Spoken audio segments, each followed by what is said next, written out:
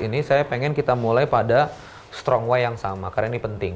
Jadi chapter pertamanya adalah apa alasan kita menumbuhkan eksis, gitu loh. Oke teman-teman sekalian, gini. Hampir setiap manusia itu punya natural untuk ingin tumbuh, benar nggak? Ya, natural untuk ingin tumbuh. Saya yakin kita semua itu ingin pertumbuhan, benar nggak? Nah, sekarang pertanyaannya gini. Kalau kita ingin pertumbuhan, kalau misalnya ini adalah sebuah organisasi, kan organisasi itu kan pyramid structure kan, low management, mid management, kemudian top management, kan begitu. Yang namanya pertumbuhan, teman-teman pasti ngomong, pasti juga pengen, ya pertumbuhan salary dong mas, pertumbuhan gaji dong mas. Ya udah, kalau pertumbuhan gaji berarti apa? Tanggung jawabnya juga harus naik kan gitu. Posnya juga harus naik kan gitu. Kalau piramidanya nggak gede-gede, begini aja. Piramidanya nggak gede-gede, polanya begini aja. Dan piramidanya nggak gede. Gimana supaya orang itu bisa tumbuh ke atas? Harus membuang orang di atas. Ngerti nggak maksudnya? Dan itu nggak mungkin gitu. Ayo nyodok, kapan lu keluar jadi manajer, gue mau naik. Nggak mungkin. Nggak lucu banget kalau industri itu bergeraknya begitu kan. Jadi gimana caranya supaya kemudian bertumbuh dan membesar? Maka piramidanya harus besar. Pahami nggak maksudnya? Saya mau berkarir nih dari staff admin menjadi manajer cabang. Berarti cabangnya mesti banyak. Cabangnya mesti tambah banyak. Iya kan? Baru kita kemudian punya itu fakan-fakan pertumbuhan. Maka dari itu credo atau mantra dalam pertumbuhan personal itu, dalam pertumbuhan bisnis itu adalah, pertumbuhan personal adalah organisasi di atas individu. Maksudnya apa? Ketika organisasi naik, pasti individu itu pasti naik pertumbuhannya. Tapi kalau misal organisasi nggak besar, ya nggak akan bisa pernah naik gitu loh. Nah, jadi kita berbicara tentang strong why dulu. Karena gini ya, saya kadang-kadang dulu masih bisnis konsultan junior gitu, nggak ngerti angin, nggak ngerti hujan, nggak ngerti badai gitu. Datang-datang saya ngomong strategi pertumbuhan panjang, ya di belakang begitu saya assessment ngomong begini. Emang penting Kang organisasi ini besar? Ngerti maksudnya? Ya penting lah, ini kan untuk hidup kamu juga gitu. Emang kalau misalnya besar, yakin kehidupan saya juga bertumbuh gitu. Ini tantangan juga buat Edwin gitu loh ya. Jadi kalau misalnya kita di sini mau bertumbuh, harus ada kesepakatan apa dulu yang kita gedein? Ya organisasi dulu. Nah sekarang gimana organisasi itu besar? Ya, oke, strong way-nya sama ya? Sepakat ya? Jadi saya ngomong pertumbuhan organisasi ini sebetulnya bukan untuk Edwin, bukan untuk Bimbel Eksis. Hari ini saya berbicara about you, about us. Ini tentang kita. Jadi ini penting dalam ilmu strategik perkembangan itu. Kalau kita ngomong perkembangan pertumbuhan itu, kita nggak boleh ngomong, wah ini kan ngegedein Edwin, wah ini kan ngegedein Bimbel Eksis, wah ini nggak bisa begitu. Ini tuh ngegedein bareng-bareng gitu. Jadi it's not about company, it's not about corporate, itu tentang kita semua ya, it's about us. Nah, sekarang ini saya akan coba sampaikan tentang bagaimana sebuah bisnis itu sebetulnya membesar. Jadi gini, walaupun ini jasa, cuma saya contohin dulu perdagangan ya. Walaupun ini jasa, saya contohin dulu perdagangan. Jadi di bisnis perdagangan itu kan sebetulnya semuanya dimulai dengan modal. Ya, ini financial flow-nya modal. Modal ini akhirnya orang beli inventory. Inventory itu misalnya dia dagang kaos. Berarti dari modal kerja dia beliin kaos gitu kan, dia beliin kaos. Nah, dari modal kerja, dari inventory ini kemudian lahirlah yang namanya penjualan atau sales. Kalau di Anda itu orang daftar bimbel. Nah, orang daftar bimbel paket bayar produk itu namanya sales. Nah, sales ini dihajar dengan yang namanya COGS. COGS ini cost of goods sold. Atau sebetulnya dari sales ini berapa terjualnya. Sebagai contoh gini. Modal kerjanya 10 juta, kemudian dia beli baju keke 200 ribu, masing-masing 200 ribu dengan jumlah 50 baju, ya diskon 40%. Berarti kan 120 ribu dikali 50, 6 juta, ya kan? Berarti inventorinya 6 juta. Kalau misalnya dia bikin penjualan, mencetak penjualan 40 pieces dikali 200 ribu full, berarti dia mencetak sales berapa? 8 juta. Nah, si 40 pieces itu COGS-nya berapa? Oh, si 40 pieces ini waktu beli 120.000, berarti COGS di sini 4,8 juta. 120.000 dikali 40 pieces. Sampai sini paham nggak? Itu namanya COGS. Akhirnya lahir di sini namanya gross profit gitu loh. Gross profit. Berapa gross profitnya? 3,2 juta. Tapi kan ini baru gross, sedangkan toko jualan baju itu kan perlu ada bayar listrik gitu, bayar air. Ini yang namanya operation and expenses. Ini dalam apa? Dalam perdagangan ya, dalam perdagangan. Sehingga terakhir misalnya operation expensesnya 1,2 juta, barulah berarti net terakhir itu adalah didapat 2 juta. Nah, apa itu namanya organisasi membesar? Netnya ini masuk ke modal kerja. Jadi modal kerjanya sekarang, posisi neracanya sekarang adalah 12 juta. Ini membesar. Jadi membesar itu bukan nambah cabang.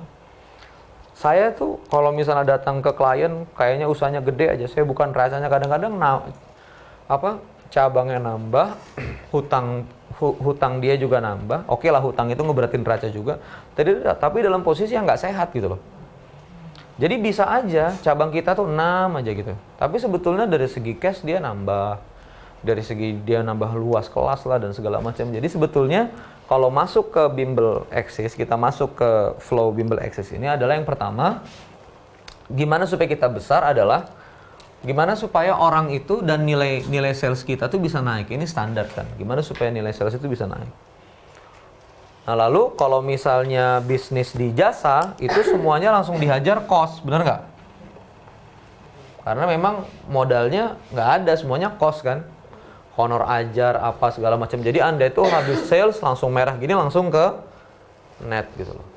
Nah, maka ilmu kedua dari pertumbuhan bimbel itu adalah bagaimana dia bisa menekan cost.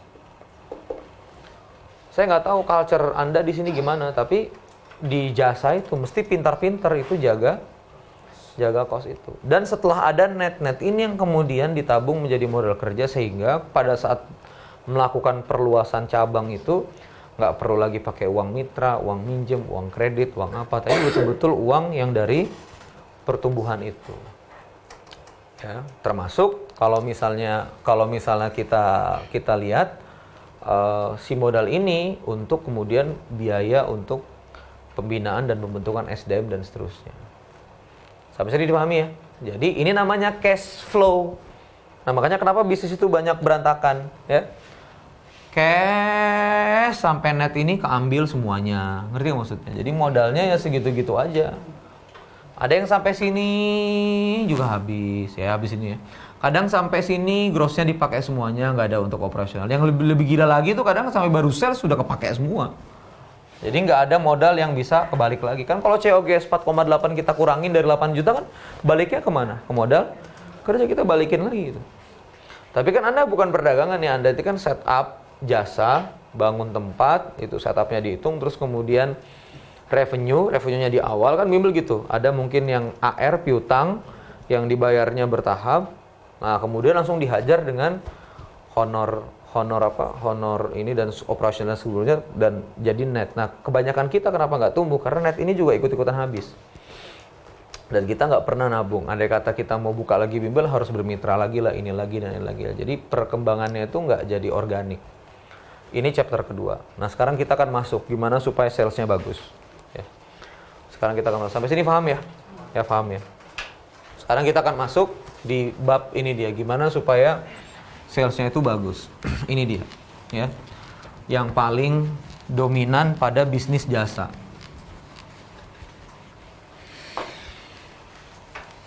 Jadi kawan-kawan sekalian gini, ya, bisnis itu selalu melayani market. Sepakat nggak? Karena uangnya bukan ada pada bisnis, uangnya itu ada pada market. Jadi ini bisnis, ini market. Pertanyaannya gimana supaya market mau ngasih uang ke bisnis, maka kita ngobrol dulu secara sederhana. Pak, permisi ya. Kenapa kita mau beli beras di swalayan? Kita nggak beli beras di sawah. Mengapa kita mau bayar beras lebih mahal di swalayan? Kenapa nggak kita ke sawah aja? Tentu kan bisa dapat lebih murah. Coba kenapa? Kenapa mau bayar lebih mahal di swalayan? Praktis. Oke, kita keep ya. Kita keep ya. Praktis. Coba apa? Ya oke, praktis betul. Terus apa lagi? Kenapa mau bayar lebih mahal di swalayan? Jaraknya lebih dekat. Sawah di sini di mana, Mas? Ya gitu ya. Jauh banget itu dekat, makanya. Good, betul. Terus apa lagi? Mbak, betul. Kemasannya lebih menarik. Udah dikemas. Kalau misalnya di sawah belum tentu udah dikemas. Pak, apa Pak? Boleh Pak? Di sawah nggak bisa terima kartu BCA. Nah, mudah beli kan, nggak bisa debit gitu, mesti cash gitu mudah belinya. Good, apa lagi? Kenapa nggak ke sawah? Ya udah bersih kan? Bersih, higienis. Kalau misalnya di sawah kan masih kotor. Terus apa lagi? Dekat, ya apa, Mas? Kenapa belinya ke swalayan? Ya, udah semua ya. Gengsi boleh nggak gengsi? Nyaman. Gengsi nyaman, good, nyaman. Terus gengsi boleh. Ibu mau kemana? Sawah kan nggak lucu. Ibu mau kemana? Swalayan kan lucu ya. Keren. Nah jadi kawan-kawan sekalian gini ya. Uang yang kita belikan beras 10.000 per kilogram, 12.000 per kilogram, 15.000 per kilogram, itu sebetulnya nggak pernah beli beras. Semuanya beli ini. Ngerti nggak maksudnya? Namanya value. Jadi uang itu nggak pernah sebetulnya beli beras, tapi beli ini nyaman. Anda masuk dalam swalayan, itu kan AC kan, kayak gini kan, pakai freon. Anda bernapas. Nah itu bayarin freonnya itu loh, ngerti nggak maksudnya? Jadi begitu Anda masuk swalayan, Anda beli beras sekalian supaya sama kecap ABC supaya sekalian kan. Nah sekaliannya itu Anda bayar sekaliannya itu loh. Dan beras itu kan dari sawah terus diangkat pakai truk segala macam. Ya Anda tuh ngebayarin jasanya orang-orang itu supaya jadi lebih dekat. Jadi uang itu nggak pernah beli produk sama sekali, nggak pernah. Uang itu selalu membeli value. Maka dari itu dalam structure modeling bisnis itu nggak pernah ngeluarin produk sebetulnya. Bisnis itu ngeluarin apa? Value. Makanya jadi abstrak sekali gitu loh. Kok ada tas yang harganya 65 juta? Prada, Louis Vuitton. Iya kan? Itu kan dipakai apa? Terus ada baju dalam, sorry ya, bulan puasa. Ada baju dalam kok sampai harganya belasan juta gitu loh. Tapi itu semua ternyata desain gitu loh. Modelnya pakai artis, terus kemudian ditempel di majalah-majalah berkelas, pakai tata pencahayaan. Bahan-bahannya sih itu aja sih gitu. Paling cost produksinya 3 juta. Cibadut juga bisa buat lah, tapi begitu dicap Prada, nah itu langsung melesat gitu loh. Bikin sepatu $15, begitu dicap Nike di Vietnam dia melesat karena yang dijual sudah apa?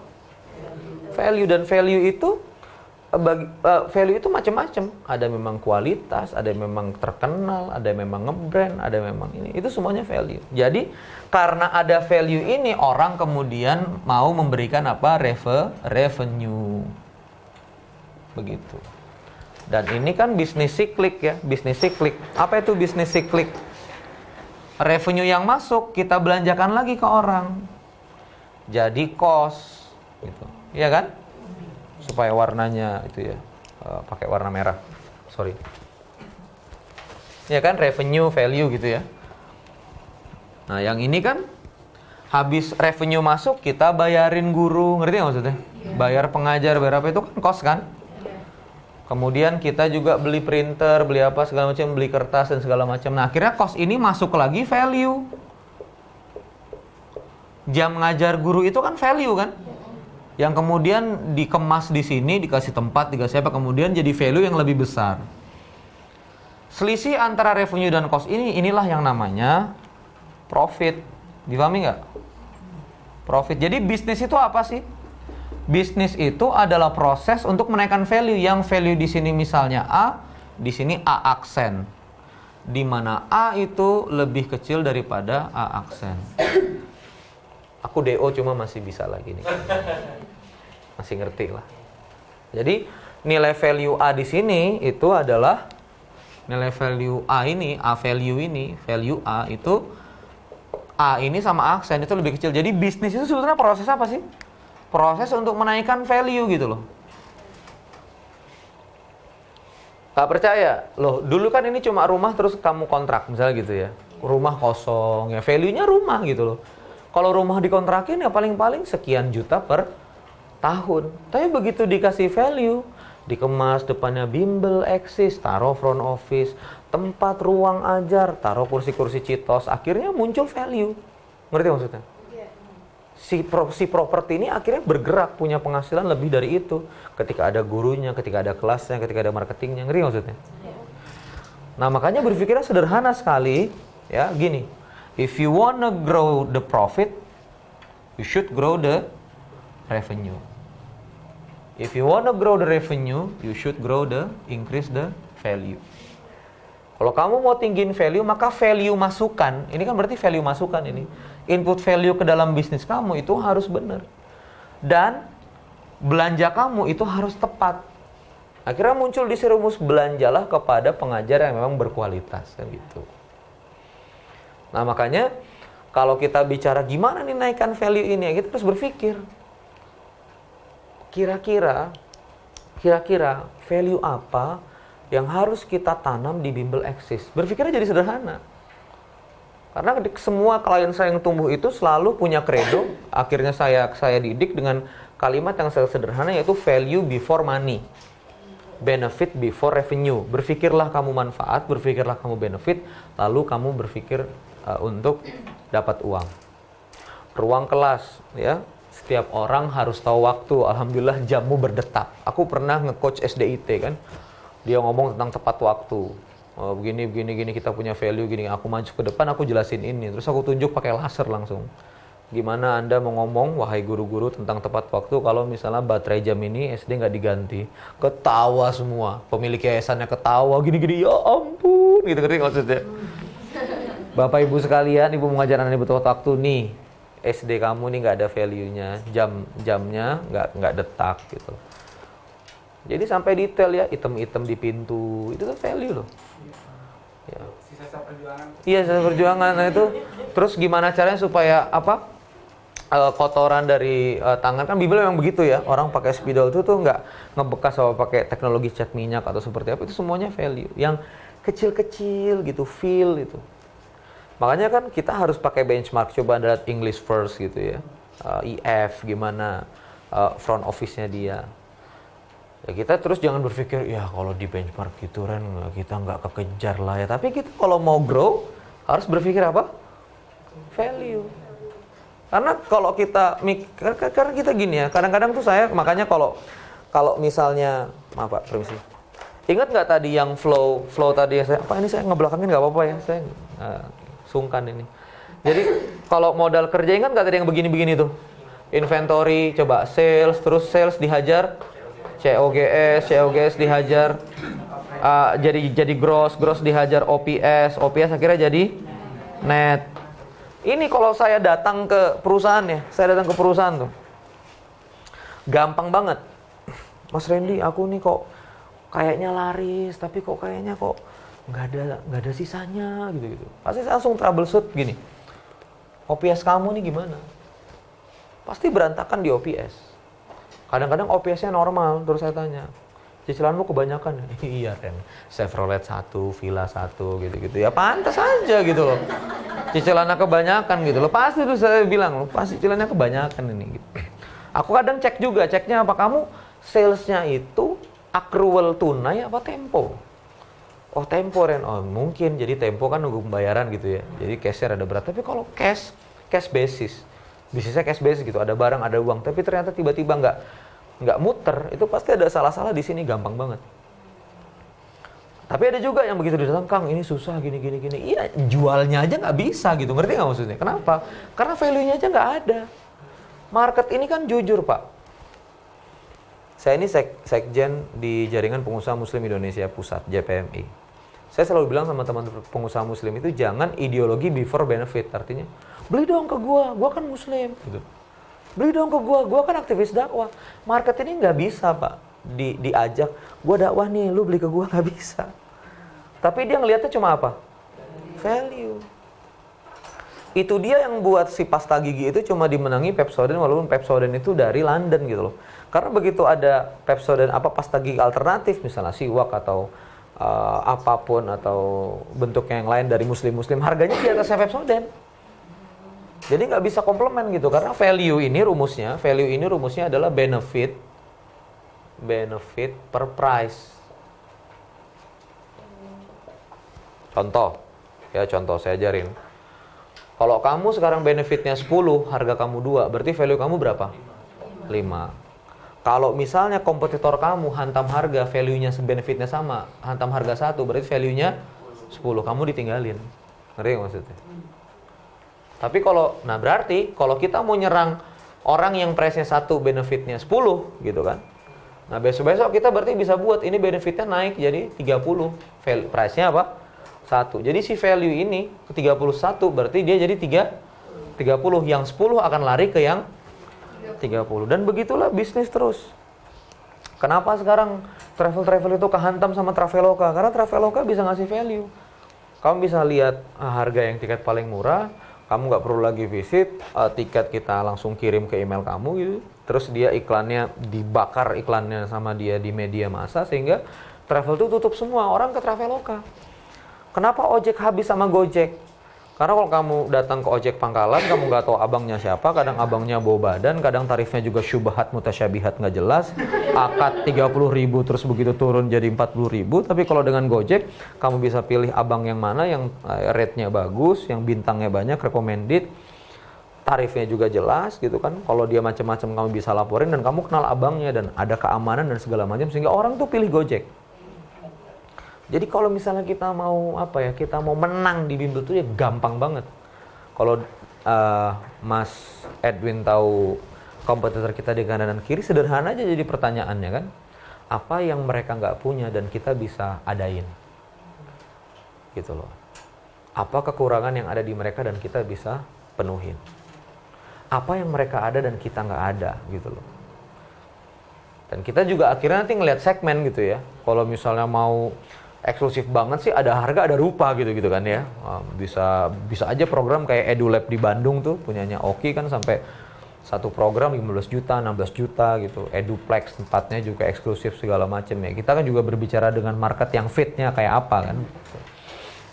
Ya, tapi akhirnya jadi sini jadi kelihatan kalau misalnya kita kasih diagram kira-kira pengajar itu ada berapa persen punya aruh gitu. Ini bimbel, ya sebetulnya ujung tombaknya itu front line-nya adalah pengajar. Berarti ya udah, gimana caranya pengajar ini bisa dapat value yang sangat besar? Gimana triggernya? Beberapa bimbel ngomong gaji pengajar lebih besar, tapi dalam pemikiran yang saya juga banyak diskusi ke orang lain, terkadang bukan pada honornya, tapi facility pengajaran, pembinaan, lalu kemudian si pengajar ngerasa tumbuh nggak dengan eksis ini? Kalau dia dieksis, kemudian dilengkapi keterampilan, banyak ikut pelatihan, kemudian dimanusiakan, kemudian dia ngerasa bertumbuh gitu. Saya rasa uang akan jadi hal yang berikutnya gitu loh. Nah ini nih tantangan. Jadi kamu bisa ngelihat hijacknya dari mana gitu dengan sini. Apakah kamu hijack dari value, kamu hijack dari cost ya kan? Value udah bagus, revenue juga tinggi, cost nggak karu-karuan juga kadang-kadang suka kejadian gitu. Lampu kamar mandi yang harusnya mati nyala gitu kan, ruang kelas yang nggak ada kelasnya tapi AC-nya nyala gitu. Terus kita kejar seperti itu. Tapi kalau kita berbicara pertumbuhan, mau aku keliling ke Trusmi kek, aku keliling ke Telkomsel kek, aku keliling ke Telkom Group kek, aku mau keliling ke perusahaan besar yang menengah, itu gini-gini aja.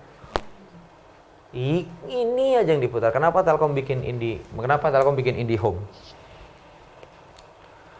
Karena kalau dia jualan kan dulu kan Telkom Vision sendiri. Ingat nggak masa jahiliyah itu? Telkom Vision sendiri, Telkom Speedy sendiri. Padahal kabelnya sama, salesnya sama gitu kan. Makanya dia bikin value. Udah kamu bayar aja, satu kali 350 sekian.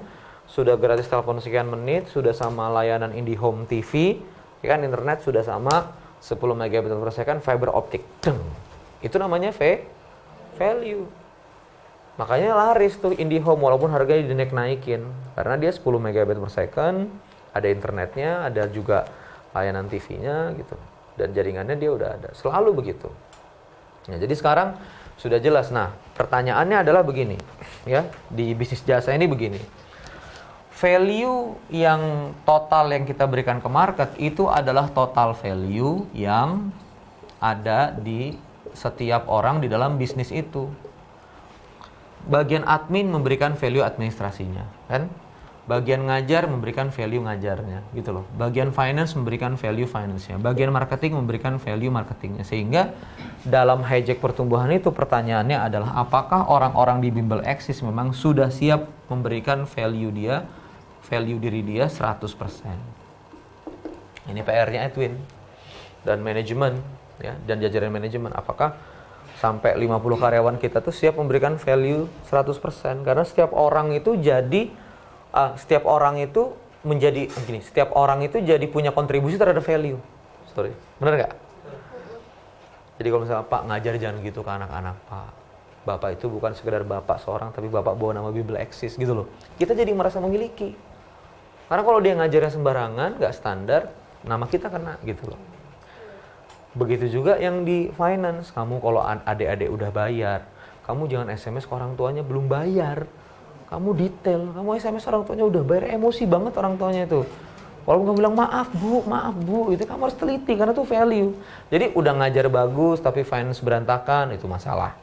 Finance bagus, ngajar bagus, front office nggak handling dengan baik, itu juga masalah. Front office bagus, finance bagus, ngajar bagus, cleaning service support facilities-nya jorok, itu juga masalah. Anak-anak safety tank-nya kita nggak pikirin betul-betul, toiletnya kita nggak pikirin betul-betul, ngambang-ngambang pulaunya itu kan. Nah itu jadi value juga gitu loh. Jadi ini is a whole system, holistic, strategic. Jadi kalau mau ngeliat bisnis itu sederhana. Tapi kalau kamu tadi Edwin berbicara gimana nih Kang supaya kita bisa bertumbuh berkembang, perumusnya cuma ini aja. Mau kemana-mana, mau mutar di perusahaan mana-mana. Saya juga, ini saya ambil, jadi gini ya, aku itu kan waktu itu, Pak aku mau jadi bisnis coach Pak, yaudah programnya 500 juta, aku nggak ada uang Pak, udah 150 juta cash baru boleh masuk. Akhirnya aku bayar 150 juta, belajar 2 tahun. Pertemuan pertama itu belajar ini. 2 tahun berikutnya hanya turunan dari ini, dongkol nggak? 2 tahun berikutnya aku bolak-balik Bandung Bogor, itu turunan dari sini.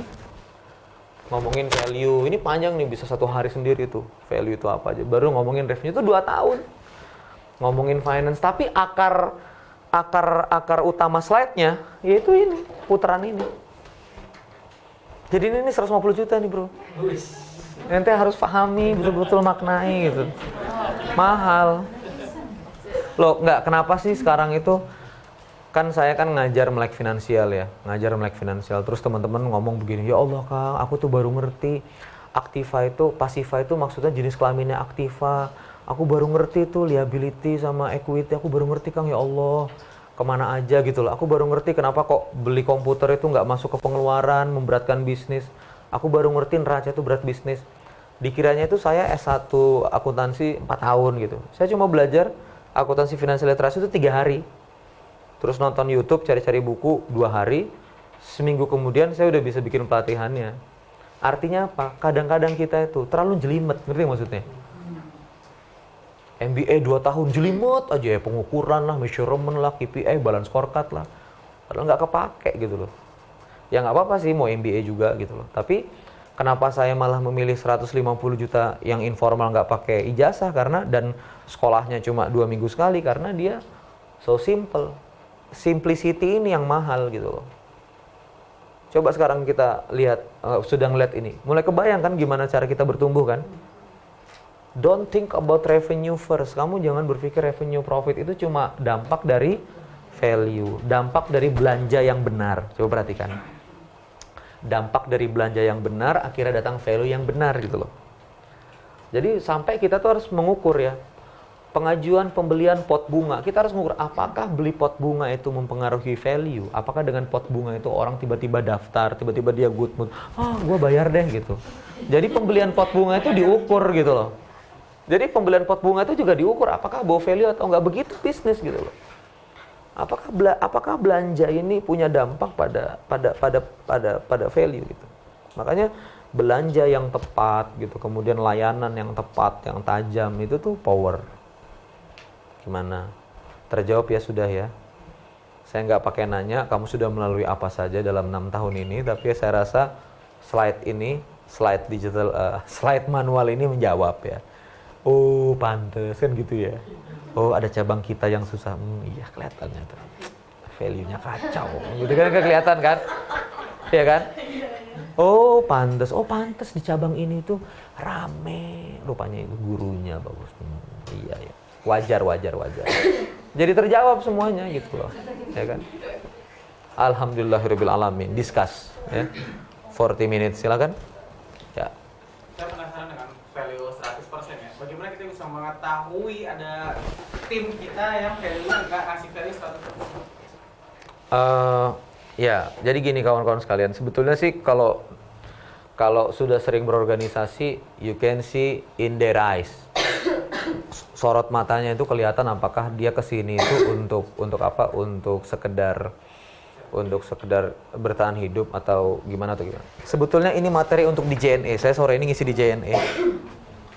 Tapi saya sampaikan di Eksis. Ini materi buat santai sore di JNE ya.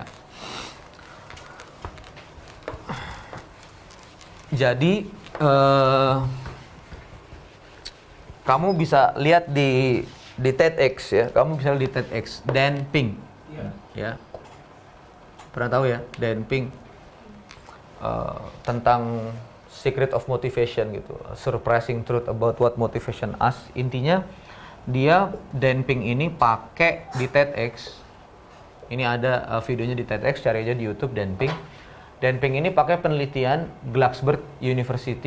Princeton University, Profesor Glucksberg. Jadi profesor ada ini di Wikipedia, Glucksberg tahun 1969. Ini bikin penelitian, ada 2 kelompok.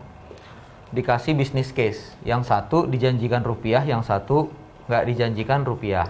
Yang satu dijanjikan uang, yang satu nggak dijanjikan uang. Nah, yang dijanjikan uang ini ternyata punya performasi lebih rendah daripada yang tidak dijanjikan uang. Gitu. Ternyata uang itu kawan-kawan sekalian ya, kalau orang itu di drive pakai external motivationnya terlalu didorong, itu dia menekan creativity gitu loh. Kemudian membuat pikirannya itu nggak terbuka. Dan ini ada dibahas di HBR, Harvard Business Review, tentang kamu cari aja Harvard Business Review CEO terus bonus. Kamu cari di Google Harvard Business Review spasi CEO spasi bonus, nanti akan keluar tulisan-tulisan bahayanya CEO yang dijanjiin bonus terlalu besar dan akhirnya langkahnya jadi berantakan. Kenapa? Karena si Dan Pink ini menemukan bahwa inner motivation itu lebih besar, yang mendorong orang itu untuk bergerak itu adalah apa? Inner motivation itu lebih besar pengaruhnya daripada external motivation. Bukan berarti gaji nggak ada, ya udah kalau gitu kita nggak usah ada honor, ya bubar juga gitu loh. Honor apa segala macam itu untuk profesional orang, tapi supaya orang itu kemudian to giving their 100% value, itu mereka perlu inner motivation, bukan lagi external motivation. Seperti gini loh, telur, nanti aku ajarin ya maksudnya inner motivation apa. Ini telur, kalau dia gerak terus kamu pecah dari luar, mati dia embrionya itu. Telur itu kamu harus biarkan pecah dari dalam. Makanya Edwin kan juga tahu kan, aktivis dakwah kampus itu yang kokoh dan istiqomah di kuliah itu adalah lulusan Rohis SMA negeri, bukan dari pesantren.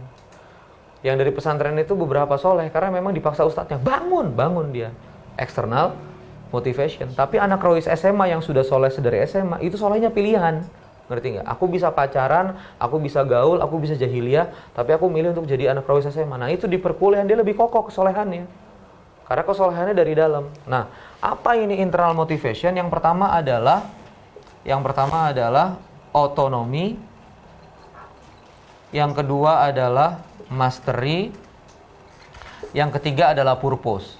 Ya, ini dia. Yang pertama otonomi. Apa itu otonomi? Bahwa the desire to direct their own lives. Bahwa kehadiran dia di Bible Access itu memang pilihan hidup. Ngerti nggak maksudnya? Pilihan dan panggilan hidup. Bukan keterpaksaan. Ya, habis yang lainnya nggak terima, cuma ada Bible Access ini aku bisa ngajar, ya udah di sinilah. Yang penting bisa hidup, ya pakailah lah gitu loh.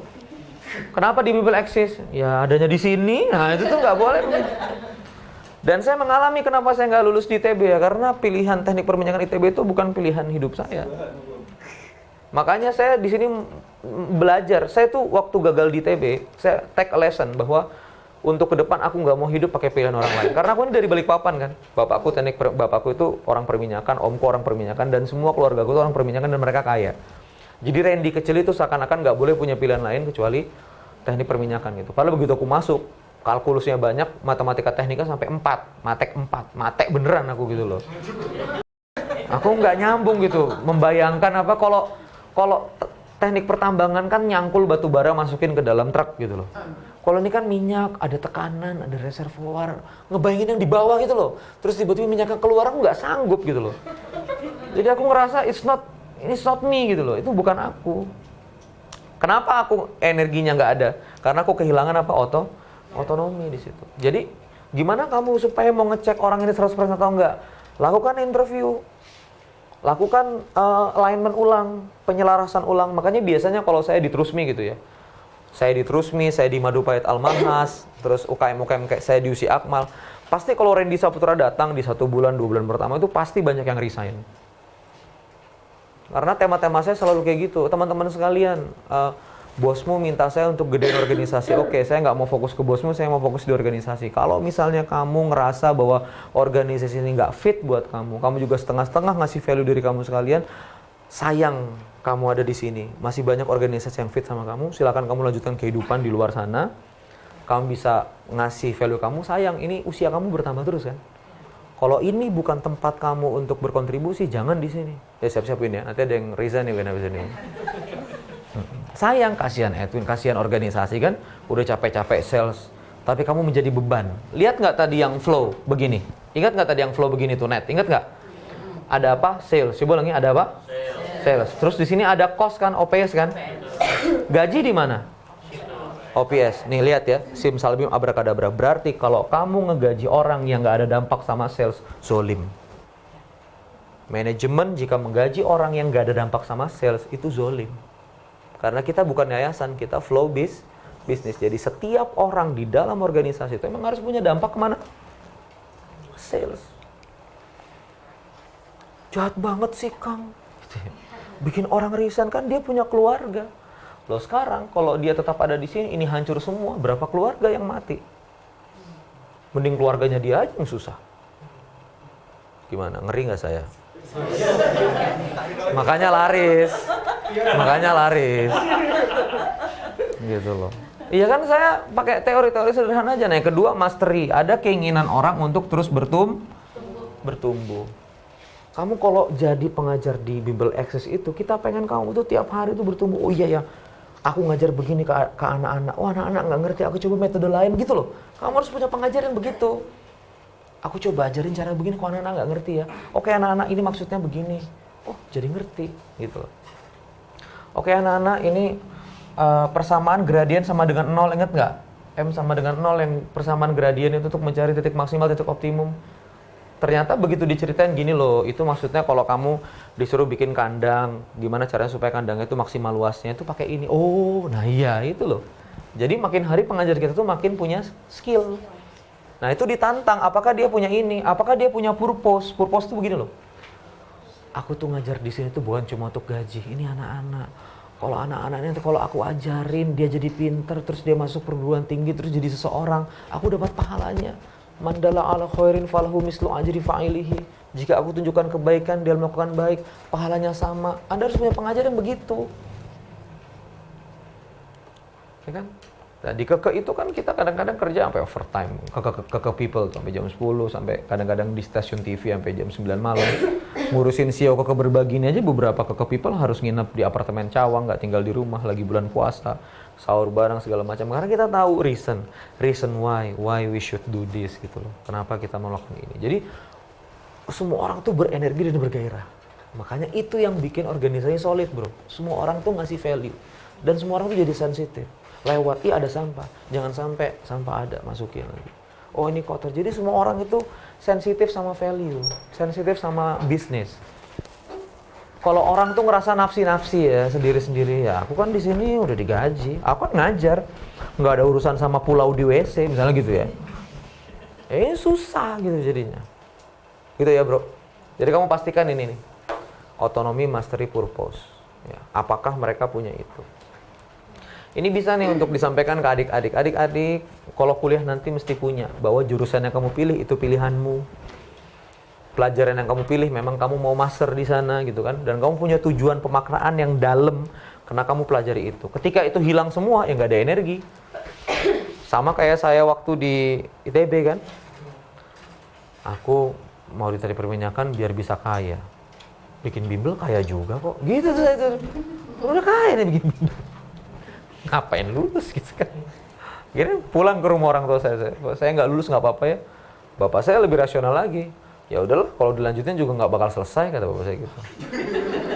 Saya bilang sama bapak saya, ini hebatnya bapak saya bilang sama bapak saya, Pak, tapi kan waktu masuk Randy udah mahal. Kan dulu ada SDPA itu ingat nggak? Masuk ITB ada sumbangan statement.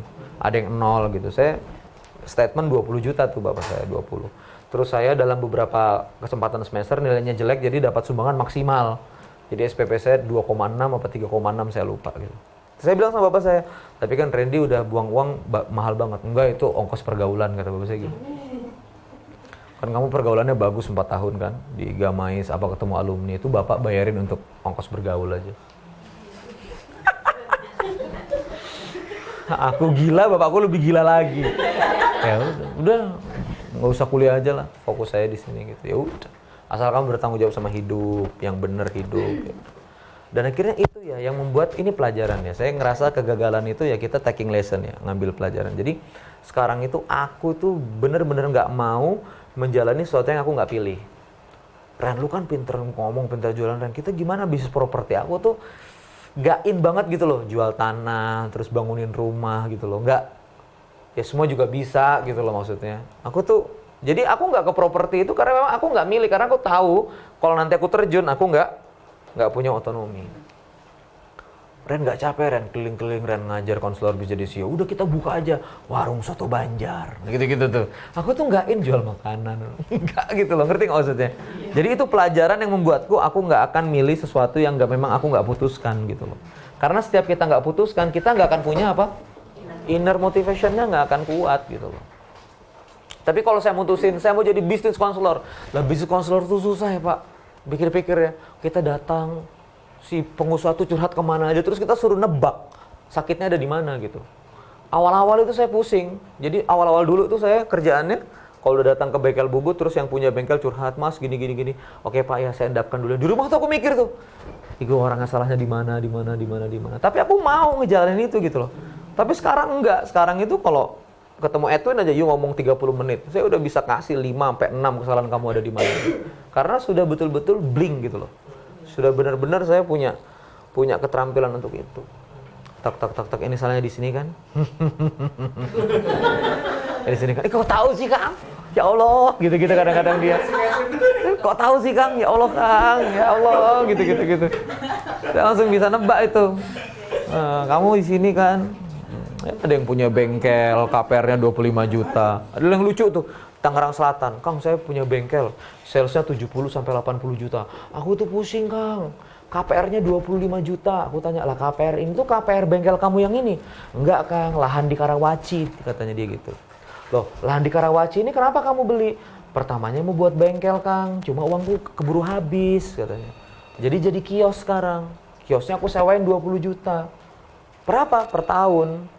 Jadi rencananya bengkel ini punya cash flow 70-80 juta dengan profit 24 juta sebulan, tiba-tiba jadi 20 juta per tahun, sekitar 1,8 juta per bulan.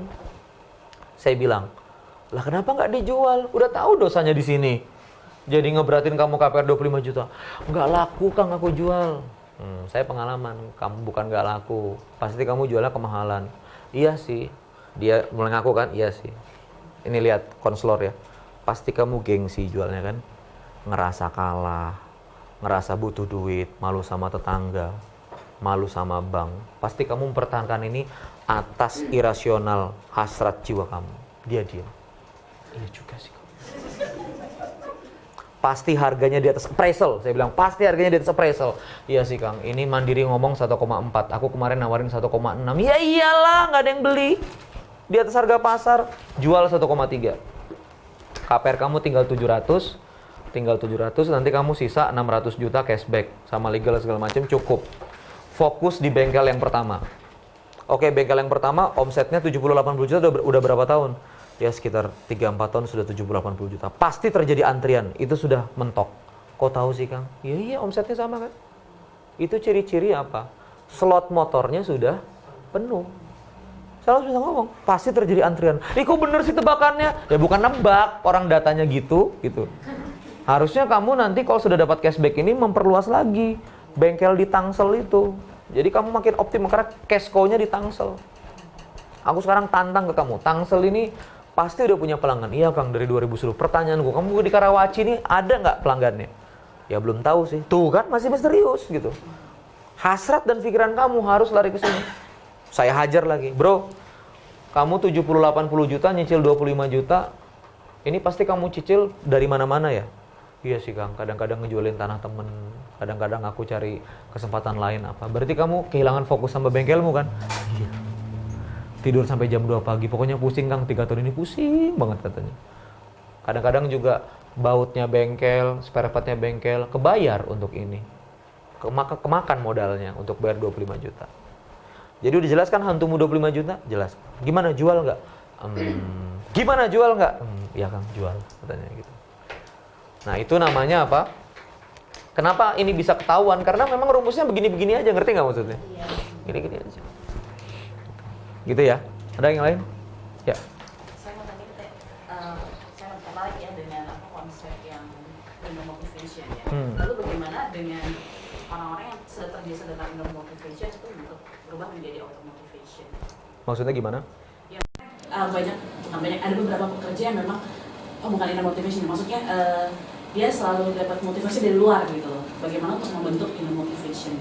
Oh iya, Karena biasa dijanjiin bonus gitu, biasa dijanji-janjiin gitu. Itu bagaimana untuk mengubahnya gitu? Iya, jadi memang gini ya. Saya belajar ini dari Keke ya. Keke owner itu punya gaya, memang dia bukan orang yang over promise. Jadi gini Pak, gini Bu, aku tuh bingung kenapa kok Bunda Tika itu orangnya nggak over promise kayak yang lain. Ren, kamu tuh di sini nanti kamu dapat saham gini. Berbeda waktu saya ketemu Ibnu. Saya tuh kan jadi konsultan di Ibnu gara-gara Sally baca buku saya, Doko di Kartika. Lalu Sally itu memperkenalkan saya sama Ibnu, kemudian kami cocok. Berbeda kalau Mas Ibnu tuh kadang-kadang nanya gitu, kamu dapat saham berapa gitu. Tapi Bunda Tika tuh artinya Ibnu juga pengen saya pindah dan terusnya gitu ya. Tapi gimana ya?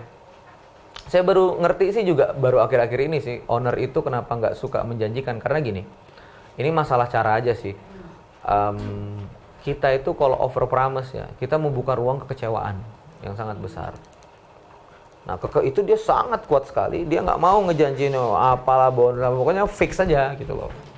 Fix aja. Nah, ini memang tergantung, ada orang-orang yang memang bisa compromise dengan itu. Ada orang-orang yang memang, ada yang orang-orang farmer tuh tipe petani ya. Datang nyangkul, panen. Tapi ada tipe-tipe hunter gitu loh. Gue mesti dapat sapi nih, dapat banteng nih gitu loh. Ya ada memang yang dia bonus hunter, ada yang memang dia yang tipe farmer. Nah sebetulnya sih kalau ditanya, Kang gimana caranya ngubah yang biasa dijanjin bonus ke inner motivation? Saya sih lebih cenderung gini, bukan kita tiba-tiba meniadakan bonus, meniadakan salary terus inner motivation. Tapi gimana caranya semuanya berjalan berimbang gitu loh. Kamu punya pola insentif yang bagus, kompen yang bagus, compensation benefit yang bagus gitu kan. Apalagi dari psikologi pasti tahu caranya. Lalu kemudian kamu juga mendevelop namanya inner motivation gitu loh. Jadi bikin aja kompen yang fair, tapi itu bukan jadi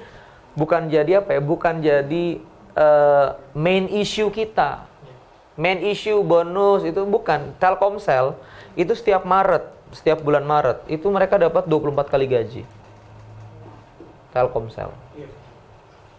Omsetnya hampir 1 T lah. Kamu hitung aja penggunanya 150 juta. Kita lupa matiin layanan data aja udah ketilep 100.000 kadang-kadang. Kamu kali aja nih 150 juta kali 100.000 per month. Telkomsel tuh sampai triliun-triliun dan dapat 24 kali gaji. Tapi kalau saya ketemu sama teman-teman Telkomsel, itu materi, dan saya ngisi, kan saya juga di Kubik, ngisi materi-materi Telkomsel, materi mereka itu apa? From money to meaning. Ngerti nggak maksudnya? From money to meaning. Bahwa kita itu kerja di telekomunikasi, sedang nyambungin silaturahim orang. Gitu-gitu lah yang dia ngomongin itu begitu. Bukan go, 24 kali gaji, nggak ada. Saya tuh bawain materi inner motivation ini di GPTV udah sampai 8 kali putaran ya. Pokoknya kalau ada karyawan entry level Telkomsel yang masuk, usia 23, 24, pasti saya ketemu sama saya. Itu Telkomsel tuh, saya kasih materi ini sepakat gitu loh. Bahwa harus ada keputusan dari dalam apa. Tapi mereka nggak menghilangkan 24 kali gaji ini. Cuma ini bukan main issue gitu loh. Jadi silakan dibangun di Bimbel Access ini. Kalau kamu perform, anak murid kamu terjaga, atau misalnya gimana kamu sales perform, oke, bonus. Tapi bukan jadi main issue gitu loh. Main issue-nya itu coba, tadi kan aku dengar Edwin pengembangan diri ya. Gimana caranya Bimbel Access ini harus banyak gitu loh. Supaya ibu-ibu tuh kan nggak mungkin ngebimbelin pengembangan diri. Enak ini ikut self development, nggak mungkin kan? Ibu-ibu kita, orang tua kita sekarang kan sangat pragmatis sekali gitu. Gimana nilainya bagus? Tapi Bimbel Access punya misi lain yang sebetulnya nggak ada di SPMB, nggak ada di mana. Betul-betul misi idealisme diri.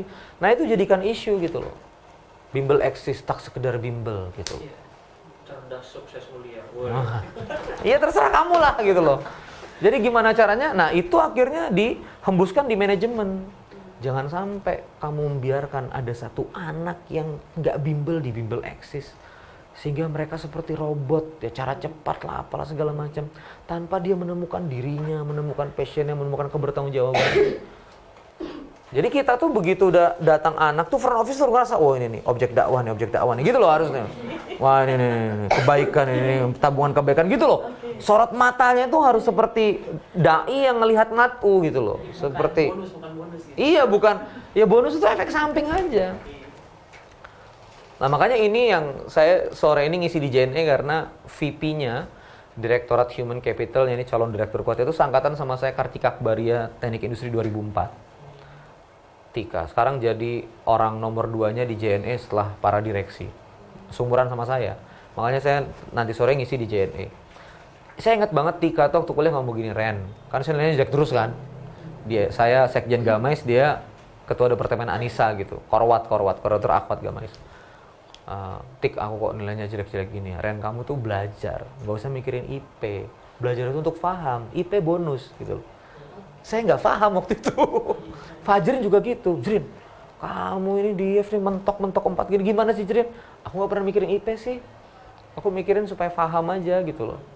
Ya kamu gak usah mikirin IP lah. Gimana nggak mikirin 1 koma? Gitu, aku kadang-kadang emosional gitu kan. Kamu nyuruh aku nggak mikirin 1 koma, ya harus dipikirin lah. Tapi saya nggak paham gitu loh.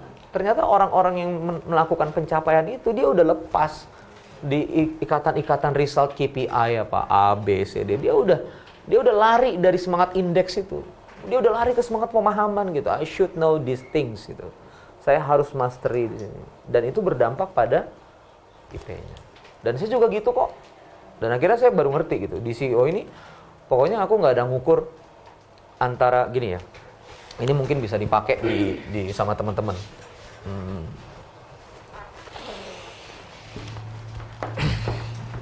Di bisnis jasa ini kan orang bayar baru ngerasain, bener ya?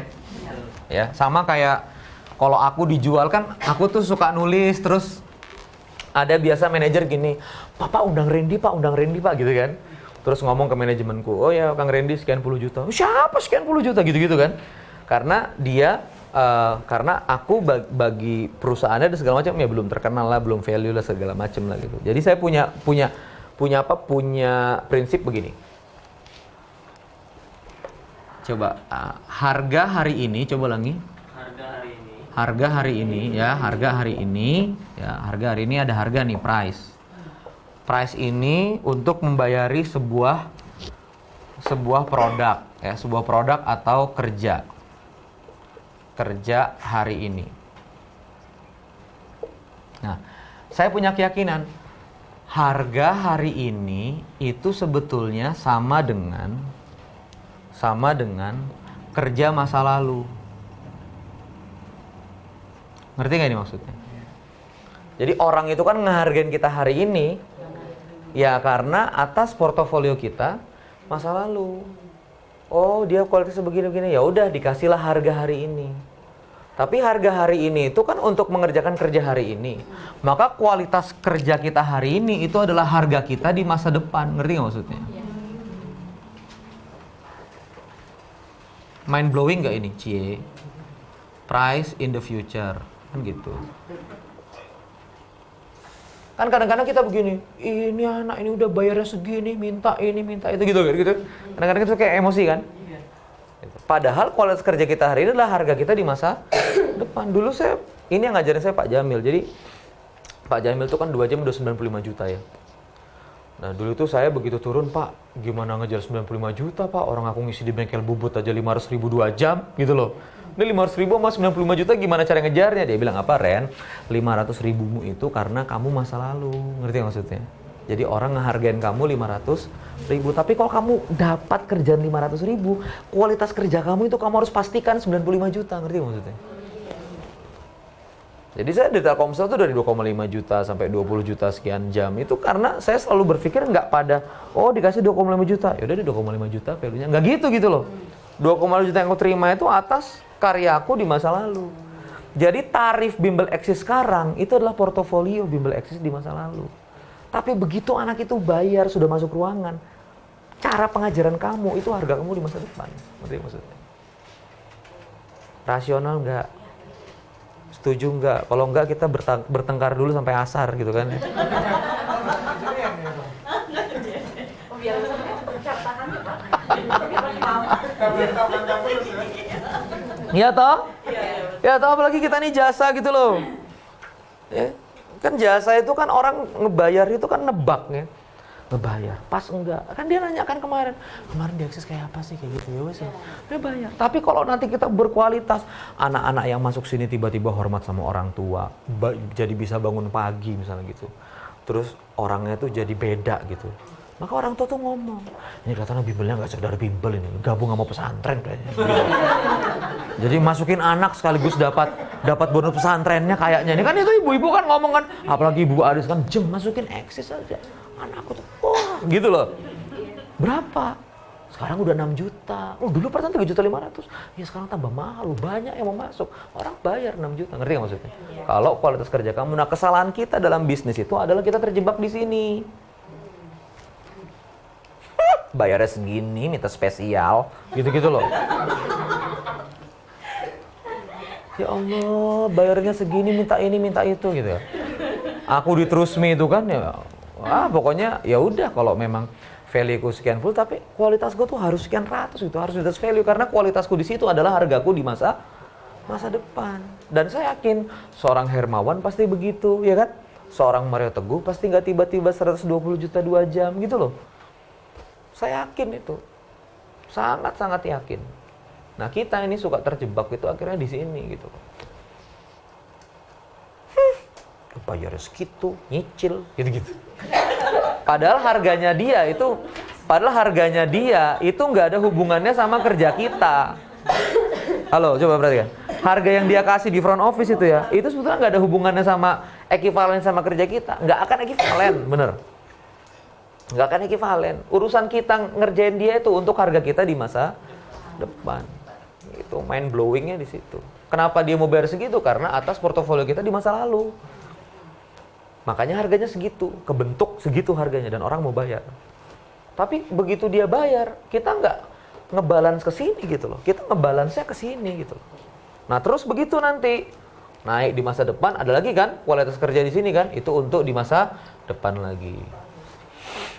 Ini yang namanya pertumbuhan.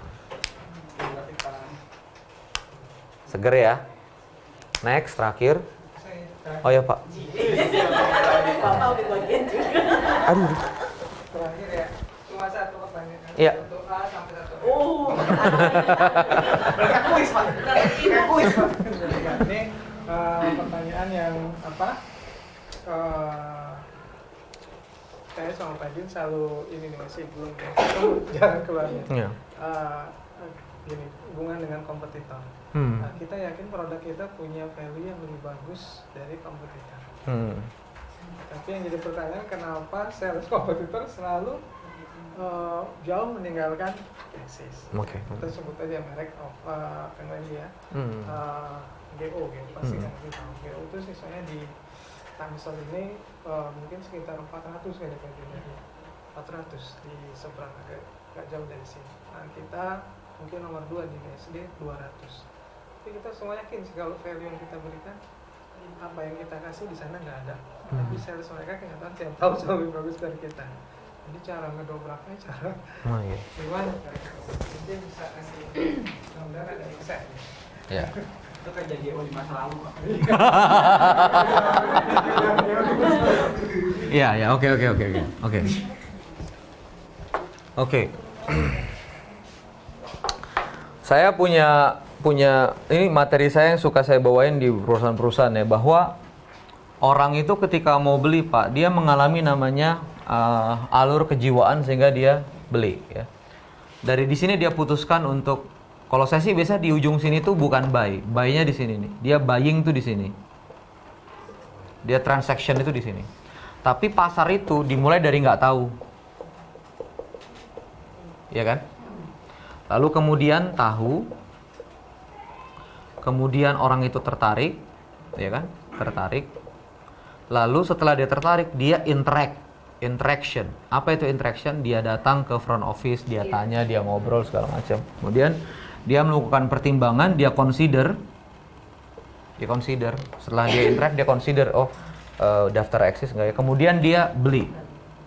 Tapi kalau murid-murid saya atau klien saya biasa, saya nggak sampai beli doang, tapi harus sampai jadi advocate. Bahwa setelah dia beli, dia harus memang menjadi Axis itu udah menjadi yang dia bela gitu. Dan dia bangga banget menjadi bagian dari Axis. Nah, ketika sekarang kita dalam kondisi ini, oke Kang, yang buying sekarang 200 gitu. Ya kan? Maka kita coba track dari belakang. Dari nggak tahu sampai tahu ini, bekerjalah namanya kerja awareness. Awareness itu cuma, ada Axis, gitu maksudnya. Bisa jadi si saingan kita GO itu punya porsi di sini 400. Karena memang modal kebertahuan dia udah lebih banyak. Nah, makanya Axis harus coba troubleshoot dan overcome ini. Anak SMA pakai digital, GO nggak pakai digital. Gimana caranya dalam waktu yang singkat dengan dana yang murah, seluruh siswi di Tangsel SMA ini tahu sama Axis. Nah, itu gitu. Gimana caranya lebih murah, lebih cepat. Dan itu yang dipakai Keke. Makanya Keke itu ngasih baju ke habis ukuran Trans 7 kan. Cuma 30 juta. Kalau kita ngiklan di TV miliaran. Tapi begitu dia pakai bajunya kan, logo Kekenya kan dikopiah kan. Iya. A'udzubillahi minasyaitonir rajim. Sut gitu kan. Iya. Nah, itu full selama Ramadan. Dan kita Trans 7 sekarang azan. Azan tuh kita pakai Keke. Dan kalau misalnya akhwat kan muslimah itu logo Kekenya di jilbab ya. Kalau ditutupin name tag, ketutup. Ya saya pindah ke jidat gitu loh. Saya pindah ke atas. Makanya kalau di TV itu logonya itu semuanya lebih cepat, lebih murah. Coba ulangi. Lebih cepat, lebih murah. Makanya harus dilihat ini kerja awareness-nya gimana. Nah, kerja bikin tertarik itu mulai kerja untuk berbicara tentang benefit, berbicara tentang value. Makanya sebetulnya gini, saya yakin Pak, Bimbel X ini punya value yang lebih baik daripada GO. Pernah dikomunikasikan nggak ke pasar? Harusnya diangkat dong ya. Kamu buat video 3 menit pakai vendor yang bagus, anak Bimbel Axis ngomong, terus kalau nggak bikin videonya di mana dia ngomong gitu loh. Nah, saya seneng sih di Axis, nggak cuma saya belajar aja, tapi saya juga ngerasa saya ketemu sama identitas saya yang baru, lebih ini, atau enggak mamanya. Anak saya sebelum Bimbel Axis itu bangunnya susah, nggak tahu kenapa ya habis Bimbel Axis itu anak saya jadi rajin gini gitu kan. Itu kan value, itu harus dikomunikasikan gitu loh. Dan bukan klaim dari kita. Gimana caranya, misalnya teman-teman bikin di sini, ayo teman-teman foto di depan wall-nya Axis, kamu bikin wall of fame misalnya Axis, setiap sore anak-anak SMA foto di situ, yang beruntung setiap hari akan dapat kaos gratis dari Axis. Jadi anak SMA tuh datang selalu ngupload Instagram, gua di Axis hari ini, gua di Axis hari ini. Ini saya lakukan di Trusmi. Saya bikin wall of fame di Trusmi, hashtag batik Trusmi, captionnya saya sediain, belanja di batik Trusmi termurah, terlengkap segala macam, saya sediain muk. Jadi orang-orang itu pada foto gitu di toko segala macam karena orang itu percaya pada referral, orang nggak percaya pada iklan. Jadi anak-anak lagi belajar, oke anak-anak sekarang sesi selfie ya, bapak guru tunggu kalian selfie dulu, selfie terbaik hari ini akan mendapatkan kaos dari Axis, gitu. Upload semua setiap sore, jeng, rontok GO, cobain aja, kamu cobain itu seminggu, wajib selfie di kelas sama gurunya, ha? Loh ya terserah kamu, ini kan ngejar awareness gitu, ini dikasih tahu ngotot aja. Iya kan? Nah terus dari tertarik benefit ini interaction. Nah interaction ini kan orang selama ini ada front office, harusnya kamu buat namanya hotline. Terus misalnya Tautalk atau misalnya Line gitu, yang dia 24 hour bisa ngomong interaction gitu loh, yang hangat gitu. Nah sehingga angka 200 di sini tuh jadi make sense karena ini pyramid. Kenapa pyramid? Di sini misalnya 10.000, dia turun terus kan? Yang tahu jadi 8.000, yang tertarik jadi mungkin 4.000, setengahnya yang interact, mungkin malah 1.000 doang yang interact, yang consider 500 gitu. Jadilah truk gitu loh. Jadi kalau kamu mau naikin angka ini, kamu harus naikin angka ini. Kan dia pyramid begitu kan?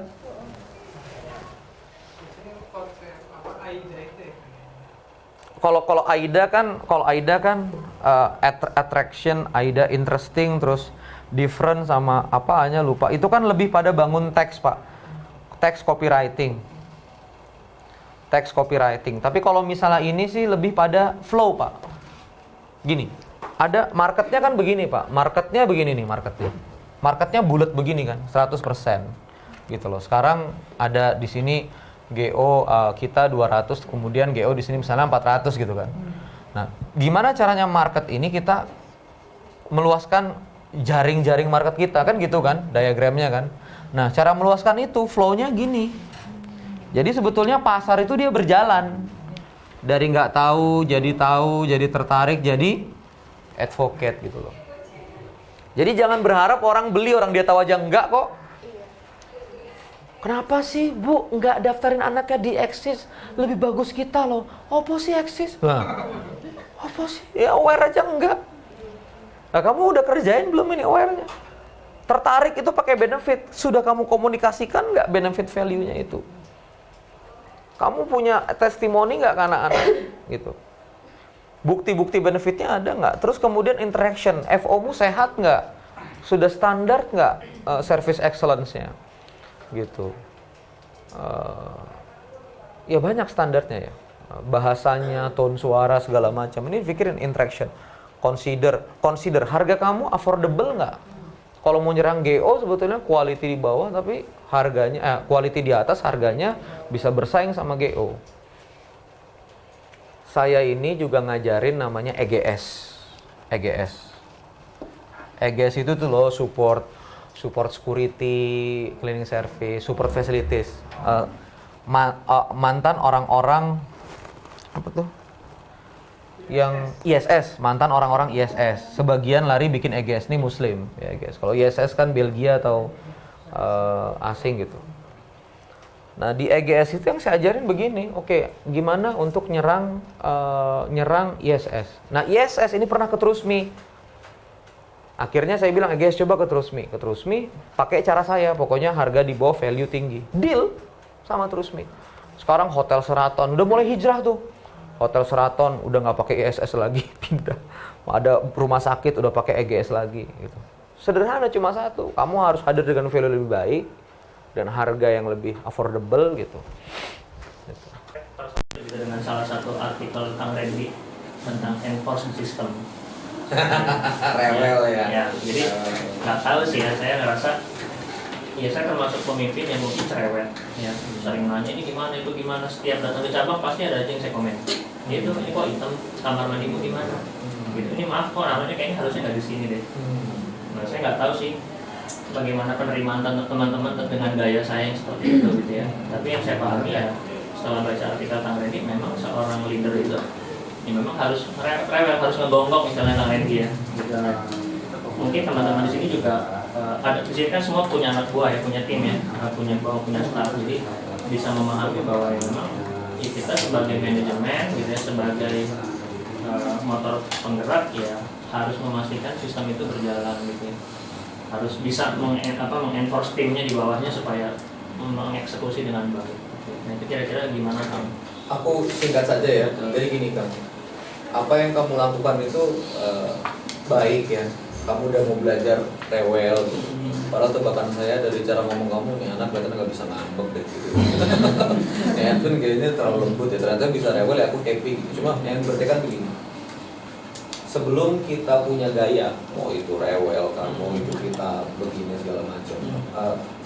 Satu bagian dari manajemen kita ini harus punya pemahaman yang sama bahwa itu semua untuk grow. Artinya mereka semua ngerti strong line-nya, ngerti maksudnya? Mereka semua tahu reason kenapa kamu begitu. Saya dulu begitu sama tim. Kamu apa segala macam ya, resign 3, resign 4 gitu. Karena orang-orang itu tuh nggak ngerti. Nah, saya akhirnya harus mengkomunikasikan lagi lebih dalam. Jadi kita ini coba quality. Tapi kalau misalnya kita sudah, ya saya sering ngomong sama teman-teman people ya, jangan sampai kita ini ownernya muslimah, CEO-nya muslim, kita perusahaan muslim, tapi kita nggak punya quality, nggak punya profesionalisme gitu loh. Malu sama Islam gitu. Kita duha 4 rakaat tapi kita nggak bisa tepat waktu, kita nggak bisa deliver produk bagus, kita malu gitu. Jadi ketika saya rewel kemudian saya ungkapkan ada kesalahan itu oke. Mereka ngerti karena strong way sama reasonnya udah sama-sama paham. Kayak tadi awal, kenapa saya awal ngomong gini, teman-teman ini untuk pertumbuhan kita sama-sama. Tahu nggak kenapa itu? Saya ngomong begitu. Supaya pembahasan saya ke depan jadi relevan, ngerti nggak maksudnya? Kalau saya tiba-tiba ngomong, oke, saya akan ajarkan teman-teman gimana supaya Bimbel Access itu tumbuh. Ya kalau teman-teman belum paham tentang pertumbuhan diri, bahwa pertumbuhan diri itu pertumbuhan organisasi, teman-teman nggak akan ngerasa relevan, ngerti nggak maksudnya? Apaan sih ini orang ngomongin Access? Emang penting apa tumbuh? Kalau gitu doang, ya kan ya? Makanya saya bilang, pertumbuhan kamu ya pertumbuhan organisasi, makanya kesini semua jadi relevan gitu loh. Satu itu. Nah kedua, tentang masalah enforce the system, sebetulnya ada 3 level. Agresif, asertif, dan kemudian permisif atau apa ya di bawahnya agresif? Permisif atau agresif, asertif sama pasif. Jadi gini loh. Kita bukan pengen bangun manajemen yang ngamuk gitu, anger management gitu. Wah, pokoknya setiap orang tersinggung gitu ya dan marah dan apa. Tapi kita juga nggak mau buat manajemen itu sebetulnya ada kesalahan kita diem. Kan kadang-kadang juga yang bikin kacau tuh gitu ya. Sebetulnya manajemen ngerasa baik-baik aja, orang bos nggak pernah komplain gitu kan ya. Jadi dia juga ngerasa it's okay gitu. Tapi padahal banyak yang salah standar dan seterusnya. Nah itu di tengah asertif ya, mampu menjelaskan dan mampu mengungkapkan hal yang nggak baik. Pengajar telat datang, Pak mohon maaf Bapak telat loh gitu. Kalau telat ya kan, kalau telat ini kan anak-anak ini udah bayar loh Pak, kita harus transaksi value yang benar. Kita bilang mulai jam 13.45 atau jam 13.45 Pak stay di ruangan gitu loh, karena kalau enggak ini kan gak enak sama value Pak. Mohon maaf ya Pak ya, kita kasih notes ya untuk kesalahan Bapak ini gitu loh. Tapi kalau agresif, Pak telat loh Pak, dari mana Bapak? Ini Pak, buang air. Pak, Bimbel Access nggak pernah mau tahu lambung Bapak gitu. Itu namanya agresif, ngerti ya maksudnya? Suruh lambung Bapak yang berkorelasi dengan jadwal. Jangan jadwal suruh berkorelasi dengan lambung Bapak gitu. Aku dulu begitu. Telat kenapa? Kereta anjlok ini, lain kali pakai awan kinton Son Gopong sana supaya kau nggak telat. Itu namanya agresif gitu loh, kita nyakitin perasaan orang. Nah sekarang saya mulai belajar asertif. Friend, lu akad di kerja jam 8 sampai jam 5, lu datang jam setengah 9. Ini setengah jam kamu khianati akad lo. Kalau kamu dapat gaji full nih haram lo. Aku tuh sayang sama kamu. Kamu tuh masih umur 22 tahun, nanti telat dibiarin kayak gini. Kamu 5 tahun di sini nggak jadi apa-apa. Aku yang salah gitu loh. Aku pengen kamu 5 tahun di sini tuh jadi orang. So datang jam 8 gitu, yang bener gitu. Aku tuh pengen kamu tuh maju. Ini berantakan setengah jam. Ya kak, berubah. Asertif, gitu ya. Jadi menurut saya people itu alignment dulu. Alignment itu artinya bimbel eksis mau ke sini. Kita mau ultimate value, nggak tolerir kesalahan, kita mau 100% perfect, dan kita mau service semua pengajar. If you wanna go with us, go with us. Ya. Kalau kamu nggak setuju, disagree, kamu bisa cari tempat organisasi yang lain di mana kamu bisa contribute. Di sini cuma bukan ngajar terus dapat honor. Karena kualitas ngajar Anda hari ini adalah harga kami di masa depan. Quotes Kang Randy itu. Oke, Edwin ya. Oke, Kang. Ya, it will be wonderful. Aku senang sama kawan-kawan, penerimaannya luar biasa sekali. Aku terima kasih sudah dikasih waktu, kesempatan untuk sharing di sini. Semoga dalam beberapa kesempatan ini, kesempatan yang singkat ini kemudian merevolusi cara berpikir kita ya. Mudah-mudahan ya. Pokoknya gini deh, value before money. Always thinking about value, always thinking about benefit, always thinking about happiness of our customer. Nanti money will follow, profit will follow, revenue will follow. Itu semua result dashboard itu hanya angka. Tapi kalau kamu fokus setiap hari kamu itu aja, jadi insya Allah. Thank you so much. Wassalamualaikum warahmatullahi wabarakatuh.